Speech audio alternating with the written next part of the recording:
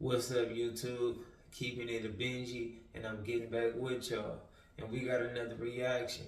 Now, with this reaction, is this dude that go by the name of Munchie B, and he out of Inglewood, California. I'm sure if you come out of Los Angeles County, you probably got some type of familiar with him.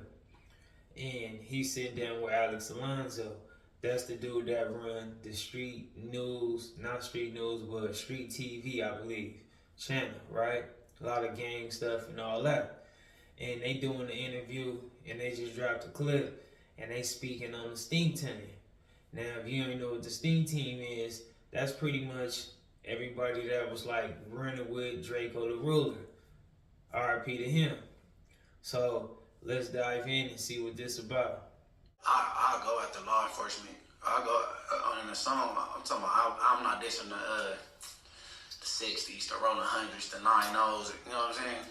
But I get on some F the police type shit. You know what I'm saying? F the DA and the judge. And yeah, I do that. So you wouldn't even diss the Stink Team?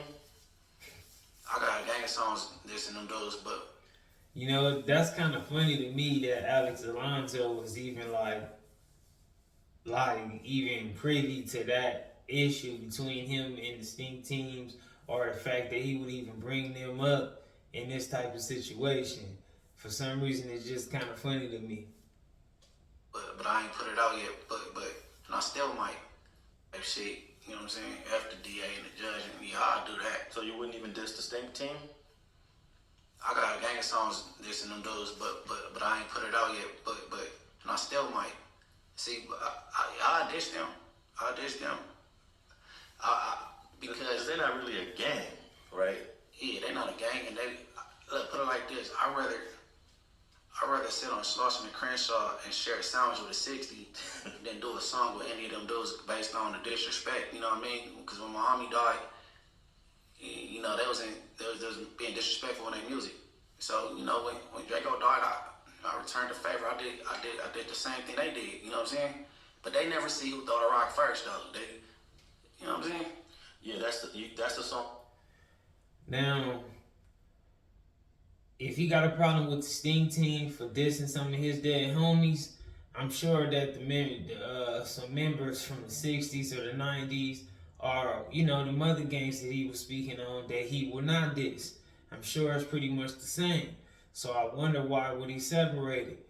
The only guess that I can assume is that he pretty much got more respect with like the 60s and the 90s and so on, and he don't really got that same respect for the Stink Team, you know. And then on the other hand, maybe he take the other gangs, so serious that he don't want to play with them, but he don't take the Stink Team so serious, so he will play with them.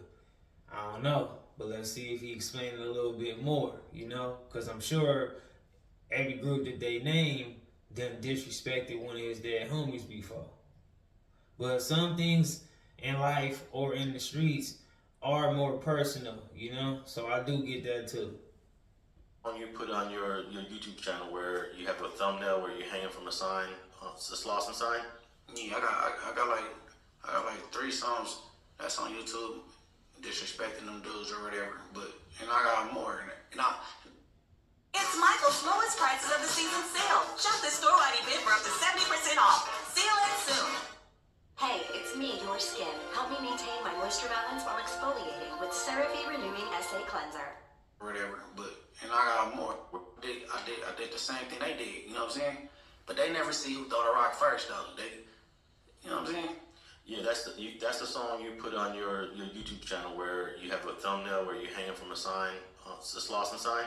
Yeah, I got like 3 songs that's on YouTube disrespecting them dudes or whatever. But and I got more.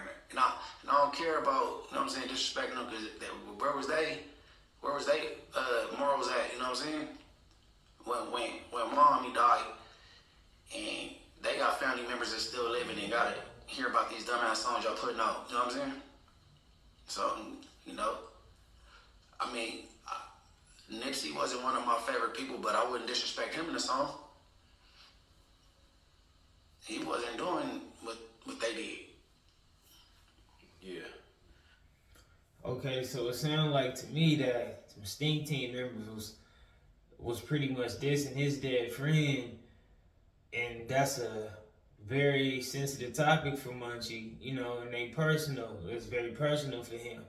And maybe some other members and some other people that rap or whatever ain't necessarily diss one of his dead friends that's that close to him. I don't think Nipsey dissed anybody after he dropped Bullets Ain't Got No Name. That might have to do with Big U, because Big U kind of guided that early career, and he knew this is not where we're not gonna just be dissing hoods, on every mixtape. I never heard Nipsey diss a hood on a song before, but he could tell you like reference certain things. But I never heard him diss a hood or anything. Well, according to Lil Sodi, rest in peace, he had dissed. He said, I've never actually listened to the song. I should have went back. He said he dissed him. Pussy get beat the fuck up like Saudi. Yeah, that's what he said in the song. Yeah, but he didn't diss no hood. He did that was some I look at that like some rap shit. You know what I'm saying? Yeah. So it wasn't hood stuff. He didn't diss Extra Gangster or nothing.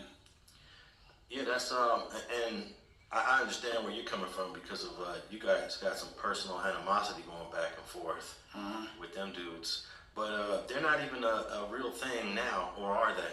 You don't really hear anything about them. You don't hear nothing, like they're not moving around. They trying to stay afloat, but it's like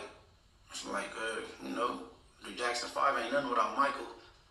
Like Drakeo passed away, so they really ain't got no motion like that. Now, before that whole situation happened, did you ever listen to his music, and was he cool at one point? And I kind of agree with that. Like the whole Sting Team movement, it definitely been on more of a decline since Drakeo left. And I'm not gonna say that ain't nobody working hard or putting out music or putting out good music, However, it ain't been reaching that peak that Drakeo was taking it. I didn't cool with me. Just a cool Cause I never knew none of them dudes personally, but I think the music that Drakeo did prior to him catching the case was better, because he was rapping about ling ling bopping and burglarizing people's houses and shopping at Neiman Marcus and crashing foreign whips. But then eventually he turned into a serial killer in his music, talking about guns that don't exist and shooting malls up and killing babies. He got a song like "I'll kill a baby." It's just like dumb shit. Like it just turned stupid. Oh, that reminded me of Mike Tyson. Didn't Mike Tyson say something about a baby once? He said about eating somebody's children or something. Yeah. Mike crazy.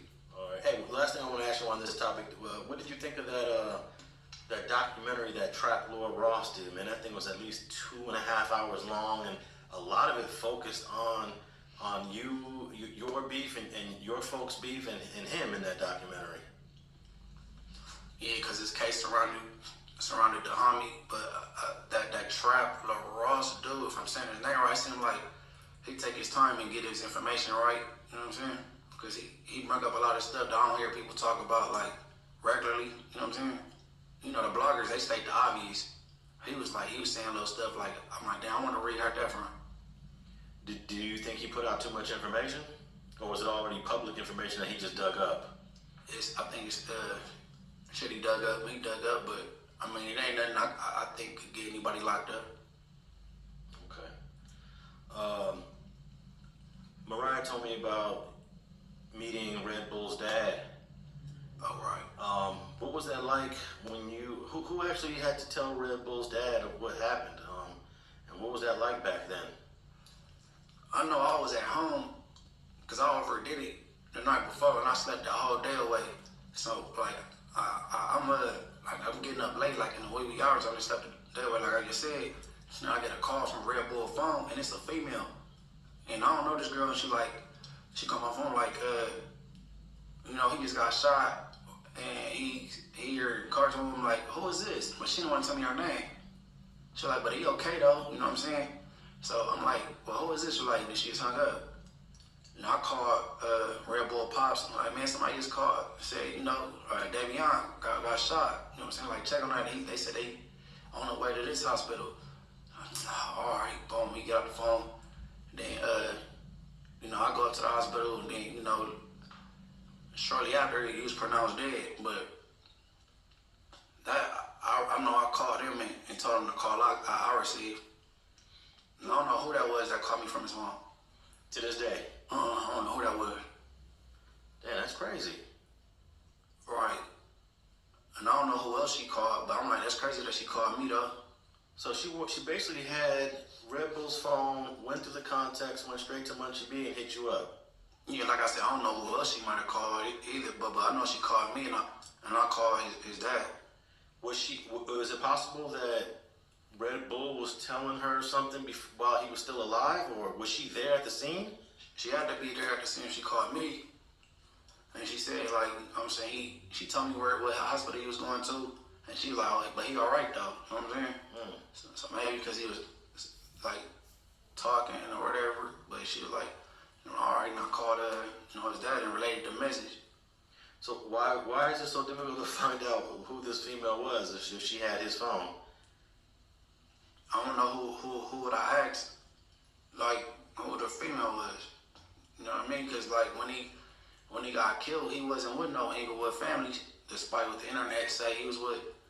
He went to the party by himself, first of all. Then he seen some people he knew. And then that's when they said the name, like Travis Harvey, he from Inglewood. He played football with him early on, like when they was kids. That was the one that was the NFL player, you know what I'm saying? And then that's the only name familiar with me. He got shot also and somebody else. But I don't know who I would ask, like, who was that girl? I don't know, you know what I'm saying? So in that Trap Lord Ross documentary, he does say that the Stink team heard that a bunch of Inglewood families was at the party and they decided to leave. So that is inaccurate then. They probably seen Red Bull and some of the people he was with was from our hood, but I mean, it wasn't no other Inglewood families there. It was just bro. He went there by himself. He drove there by himself. That was a very interesting clip, you know. So shout out to Alex Alonso and shout out to Munchie. Shout out to the Sting team and RP to everybody that's mentioned in the video. Y'all let me know how y'all feel about it in the video, in the comments, and keep it a Benji for me. If not, don't jump in them. And I'm going to catch y'all in the next video. I'm out.